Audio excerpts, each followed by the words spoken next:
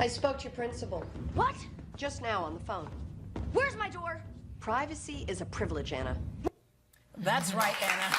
We were talking about that earlier. We're back with relationship counselor and certified sex therapist Emily deAyala. If you have a question for her, call 713-284-1055, 713-284-1055. All right, so that whole privacy issue leads into our next email question from Jennifer. And Jennifer wants to know, I noticed a suggestive text on my daughter's phone. I opened the message and noticed she was sharing pictures with her boyfriend. I'm concerned about this, but don't know how to start the conversation without sparking a fight. Any advice? So a couple of things there. One is, what kind of pictures?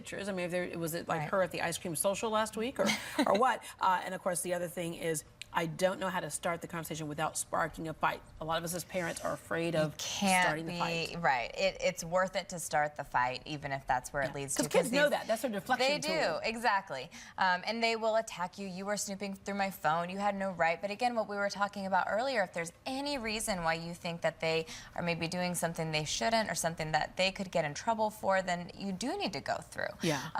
And so, yeah, the question would definitely be, what kind of picture is it? And the truth is, teens are sending, nude pictures a lot now through these social media devices, and I think reminding them that that constitutes as child porn. Period. And they can get, there can be legal repercussions for sending those kinds of pictures. You don't want to, obviously use the scare tactics always. You need to talk to them kind of about what's going on in the relationship and what the motivation is, and talk to them about healthy relationships and focus on the positive, but they do need to know the facts.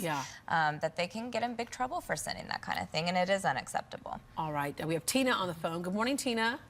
Good morning. And what's your question for Emily? I have a 21-year-old daughter that has moved back with me after living on her own for 3 years, and she thinks she can do anything she wants, like coming home 3 or 4 in the morning, and I need to explain to her that that's not acceptable. Yeah, and 21, of course, they're like, I'm of legal age and the whole bit, but 21 under whose roof? Right. So that is a really tricky one. I think if the household rules are set in a way that it's about mutual respect, if she's coming in loud or drunk and waking you up in the middle of the night, that is something that you guys need to talk about, just as you would maybe any roommate situation. But if the agreement was for her to live there, especially if she's paying a portion of the rent or helping out in other ways, then she has been living on her own for a few years. Is she paying rent? She's contributing $500.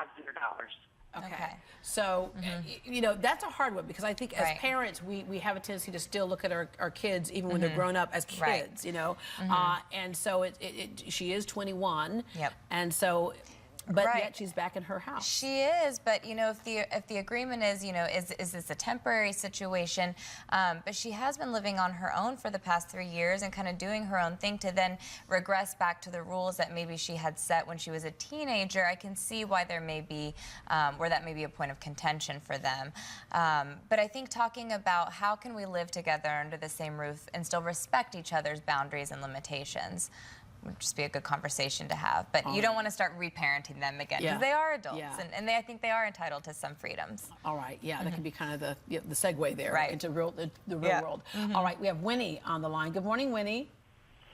Thank you for taking my call. I have a 14-year-old grandson who lives with me on the weekdays, very capable, but he is addicted to his cell phone and his laptop. He tells me school is fine. He just failed 5 out of 6 subjects, and when I ask him about his homework, it's done. But when I check on the school records, it's not done. And what should be the rule? He is on his laptop 24/7. What kind of rules can I use to get him off his laptop and his cell phone and make him do his studies? One is stop paying the bill and see how quickly that lasts. But no, Winnie, let me ask you this, just out of curiosity. You say it's your grandson living with you through the week, so there's like some deep layers there. Do you mind if I ask you why he's living with you through the week? His parents are going through a divorce.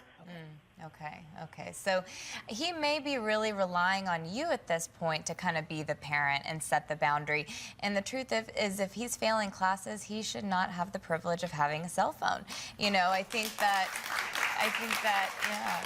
It's tricky, and they, believe it or not, they still do make non-smartphones. So if he needs a cell phone to, you know, go back and forth or to call home or whatever that may be, you can get him the my son can call 5 numbers. And yeah, Mommy and Daddy exactly. You can set those limits to where they still have access to a phone, but they're not on Facebook or Instagram or Snapchat all day long. Yeah. And I really think that the phone should probably be taken away, which will force him to sit down and do his work, because that comes first, 100%. Yeah, and you know what, Winnie, I just got to say too is that I've seen this so many times with kids who are acting out. Parents are going through a divorce, and I bet you're a great grandmother, but there's a different level of communication I think this child needs. That's like kind of a third party, which would be a therapist. That child needs to be able to honestly say what's really on his mind and what's going on inside of him. And just explain to us the advantage of maybe taking a child like this going through this crisis to a therapist. I think it would be huge. I mean, to be able to sit down with someone who is impartial, a third party, you know, either together all as a family or for him alone,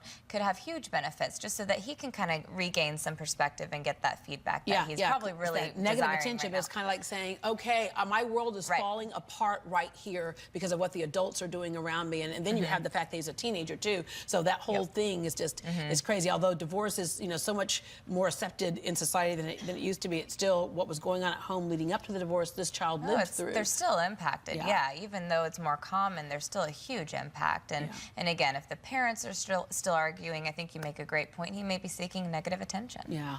So Winnie, I think get him into some therapy so he can at least just kind of get over this hump. And take that phone away. Yeah, take that phone away and the laptop. All right, Emily, as usual, thank you very much. Thank you, Deborah. Thank you. We have a link to connect with Emily on GreatDayHouston.com. Well, coming up next, more than 31,000 volunteers work round the clock to make Rodeo Houston a success. When we come back, we'll tell you how one volunteer happened to pick the right shift and roped in the love of his life. Rawr.